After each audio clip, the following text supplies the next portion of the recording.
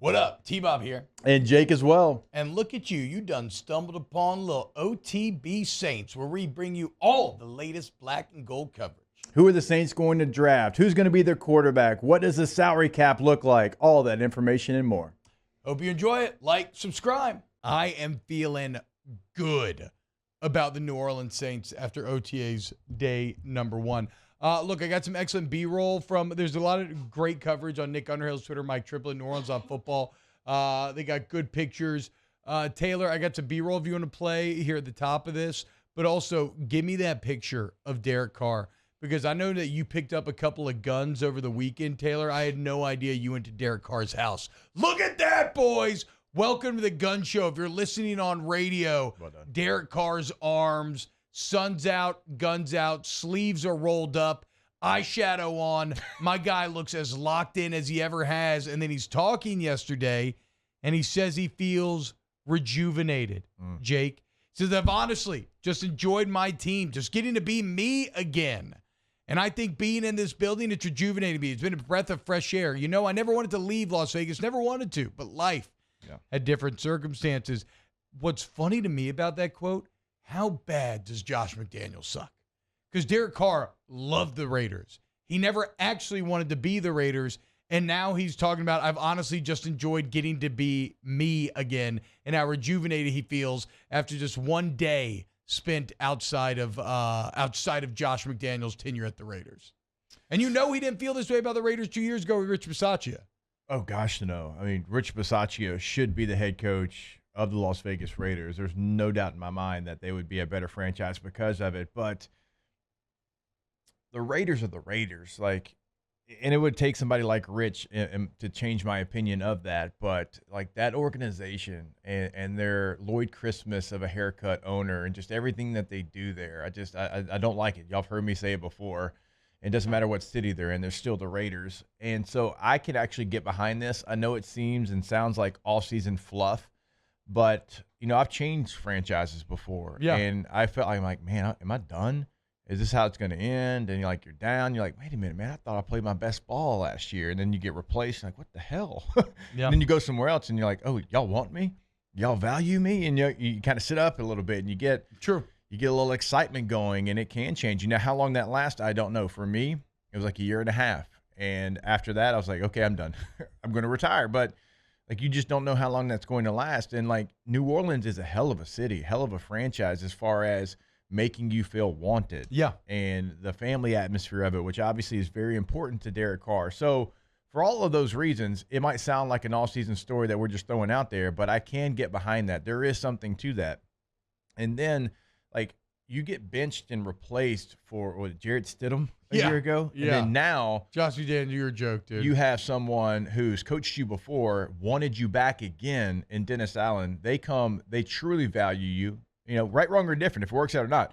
They go get you. They pay you money. And then now it's like, hey, this is your franchise. You want Foster Moreau in here? Yeah, let's go get him. Yeah. Sure. Hey, Hunter Renfrow might be available. If that's a conversation, if they go get him, that shows you what they think of Derek Carr in that building, that they'd go make a move like that. When I went to Denver, I've told the story 1,000 times, I got signed because of Peyton Manning. Brandon Stokely was probably there because of Peyton Manning. Jacob Tamme was probably there because of Peyton Manning. Because they hey, what do you need? What do you need here? And we'll make it happen.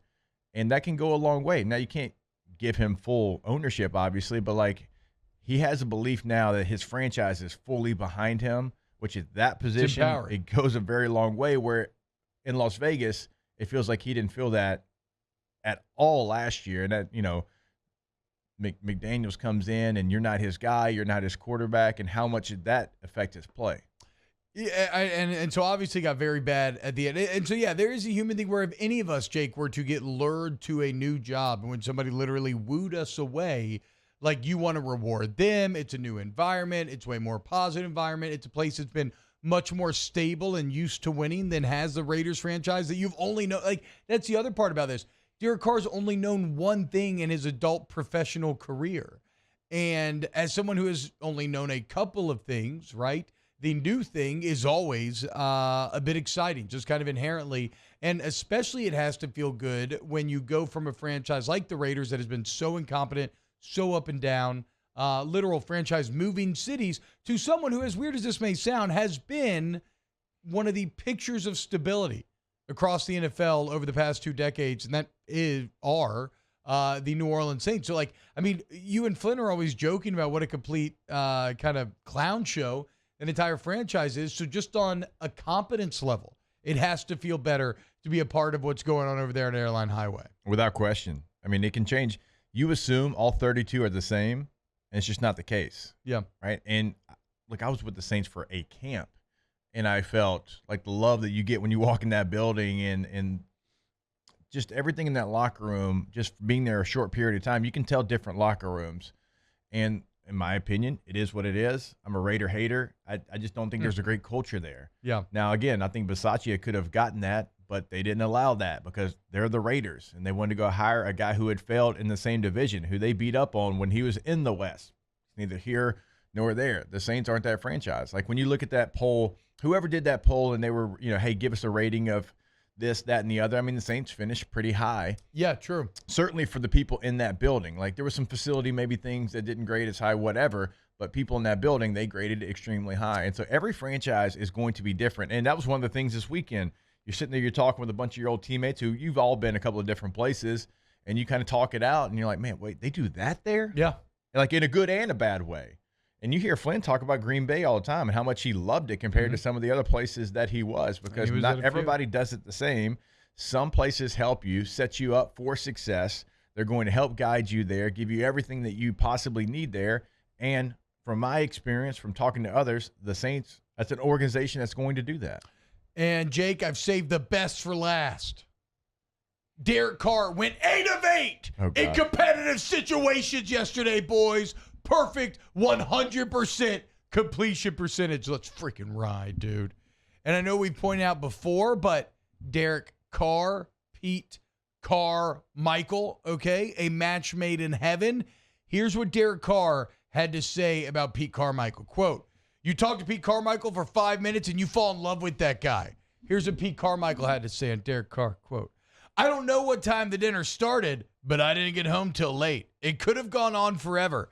I just think for us from the beginning, it was a real comfortable walking away from that thinking, I think this guy is a great fit for us. How about it, Jake? These two sound like a match made in heaven.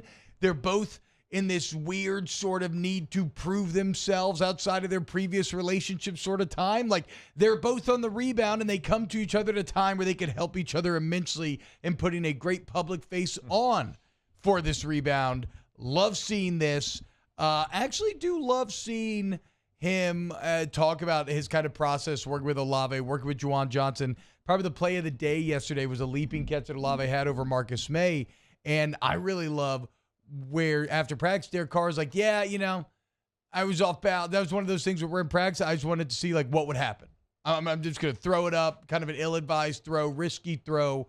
Will he make me right? How do you establish trust? And sure enough, Chris Olave goes up and comes down with the big catch. Well, I mean, look, he's a first-round pick. This is your new quarterback that you gave a lot of money to. They've got to be on the same page. That chemistry has to be at a very elite level. So when you look at some of the situations out there for the Saints and things that they're working on, obviously it's been written already a bunch of times. Yesterday, it'll be written again today. Like, contested catches for Chris Olave is something that he's been trying to work on. Yeah. So why not in a situation like that, throw it up there, let him go and get it? Because Chris Olave, because of Mike Thomas and the uncertainty there, he is going to be your biggest weapon on offense. Yeah.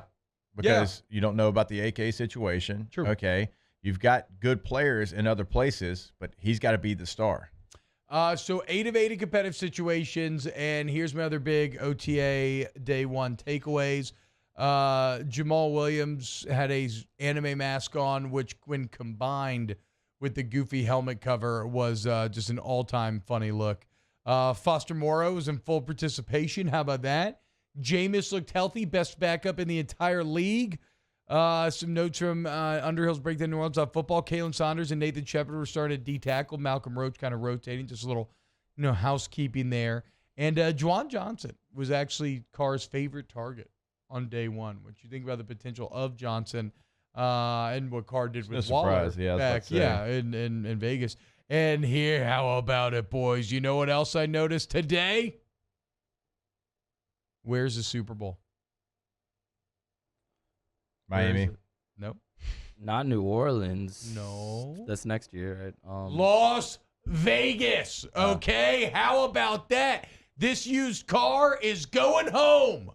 Day one, massive success, 12-5 regular season in the Super Bowl, guaranteed. Derek Carr and this New Orleans Saints team as Derek Carr completes his comeback journey by winning a Super Bowl in Vegas. I mean, it's all just so clear to me now. Wow, just amazing black and gold takes right there, Jake. I don't think I've ever heard any takes that are better than the two guys that just gave you that take. And you can keep getting them by going ahead and liking, subscribing, ringing the bell to get notifications when we post. Have a great day. We'll see you on the next OTB Saints.